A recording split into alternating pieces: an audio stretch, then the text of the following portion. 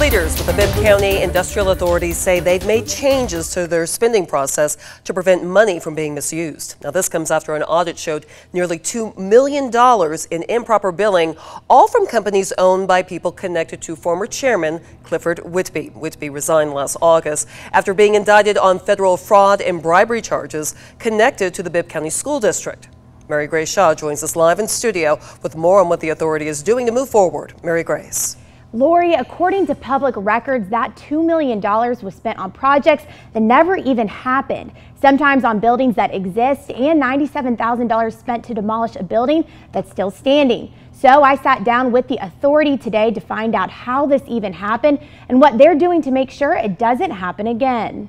Between paying to demolish buildings that didn't exist and funding renovations that never happened, this audit shows nearly $2 million worth of improper billing that all came out of the Industrial Authority's budget. There was a breakdown in the system and the flow. The authority's current chairman, Robert Fountain, says he co-signed on those checks, but he says it was the chairman at the time, Clifford Whitby, who was also acting as the director, who was responsible for making sure those projects were actually completed. As the chairman and / executive director, had the authorization to sign off on invoices. So in August, when Whitby was indicted on federal fraud and bribery charges, Fountain says it raised a red flag.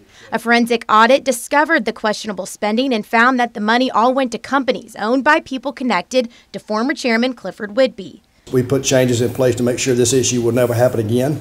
Like making sure someone goes out and takes pictures of the projects, but the authority's acting director, Stephen Adams, says they've also changed the way invoices are handled, like a system that organizes their checks. That check register is initialed and verified, that all checks are documented and no duplicate checks have been written. Adams says checks also get reviewed by several people before they are given out, and as far as any other transactions that happened under Whitby, it was just a small time, about 18 months, that we see there was some errors, and that's only deficiencies we found.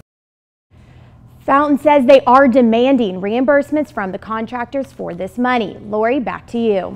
Thank you, Mary Grace. Fountain says the lawyers for the companies involved asked for more time to get information. He says they have until the end of the month to give a response to the authority.